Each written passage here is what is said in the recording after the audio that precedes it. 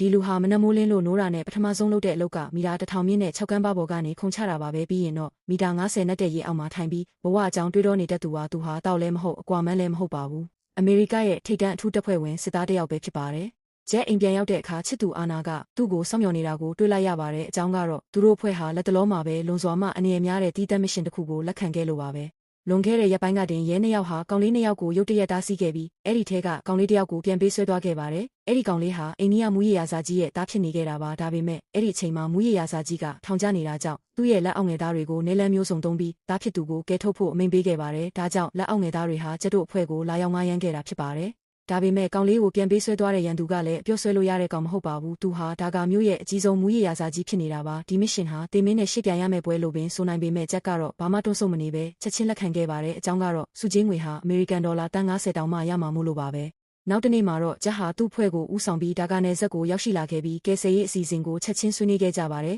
အရာရာပြင်ဆင်ပြီးစီးသွားတဲ့အခါဂျက်ဟာချင်းဆိုထားတဲ့နေရာကိုတယောက်တည်းထွက်လာခဲ့ပါတယ်မကြခင်မှာပဲဖုန်းဝင်လာပြီးလမ်းတစ်ဖက်ကအဝတ်လျှော်ဆိုင်စီလမ်းလျှောက်သွားဖို့တစ်ဖက်ကညွှန်ကြားလိုက်ပါတယ်ဂျက်ဇဝေးဇဝါဖြစ်နေတော့မှာပဲကားတစ်စီးဟာသူ့ရှေ့မှာရုတ်တရက်ထိုးရက်လိုက်ပါတယ်အဲ့ဒီနောက်မှာတော့ဂျက်ဟာမျက်စိစည်းခံရပြီးကားပေါ်ခေါ်ဆောင်ခံလိုက်ရပါတယ်ပြန်ပေးဆွဲသူတွေဟာသူ့ကိုပုံခွေရနေရာတစ်ခုစီခေါ်သွားခဲ့ကြတာပါဂျက်ငါ့ကိုကလေးကိုအရင်ပြပြီးရင်ငါလူတွေကိုပြောပြီးမင်းတို့ကိုပိုက်ဆံလွှဲခိုင်းမယ်သဘောပေါက်လားငါ့ကိုသွားပြဆန်းတင်းနဲ့ချိန်ထားတာတောင်မှဂျက်ဟာလုံးဝတည်ငြိမ်နေသေးပါပဲသူဟာဓာစာခံကိုအရင်တွေ့ရမှဖြစ်မယ်လို့အတင်းတောင်းဆိုခဲ့တာကြောင့်ပြန်ပေးဆွဲသူတွေလည်းရန်ပုံငွေရဖို့အတွက်အနာကတကားကိုဖွင့်ပြလိုက်ရပါတယ်အထက်ကကောင်လေးဟာသူကယ်ထုတ်ရမယ့်ပြစ်မှတ်အစစ်အမှန်ဖြစ်နေခဲ့ပါတယ်ဓာစာခံကိုတွေ့ပြီးတဲ့နောက်ဂျက်ဟာခေါင်းဆုပ်ပြန်ဆုတ်ခံလိုက်ရပြီးပိုက်ဆံသွားယူဖို့အောက်ထပ်ကိုဆင်းလာခဲ့ကြပါတယ်ဒါပေမဲ့အောက်ထပ်အဆင်းမှာပဲပြန်ပေးဆွဲသူတယောက်ဟာတင်းနဲ့တန်ရာနဲ့ရုတ်တရက်လဲကျသွားခဲ့ပါတယ်ပြစ်လိုက်သူကတော့ဂျက်ရဲ့အဖွဲ့ဝင်ပဲဖြစ်ပါတယ်ဒါကိုမြင်နာနဲ့ဂျက်ဟာချက်ချင်းလှုပ်ရှားလိုက်ပြီးကြံနဲ့ပြန်ပေးဆွဲသူတယောက်ကိုပါငရဲပြီးစီတန်းပို့လိုက်ပါတယ်အထဲမှာကြံခဲ့တဲ့ပြန်ပေးဆွဲသူတယောက်ကတော့ဘာမှမသိပဲအေးဆေးရုပ်ရှင်ကြည့်နေခဲ့တာပါနောက်တစ်စက္ကန့်မှာပဲတကားကိုအရေးပေါ်ခောက်တံတွေဆက်တိုက်ထွက်ပေါ်လာပါတယ်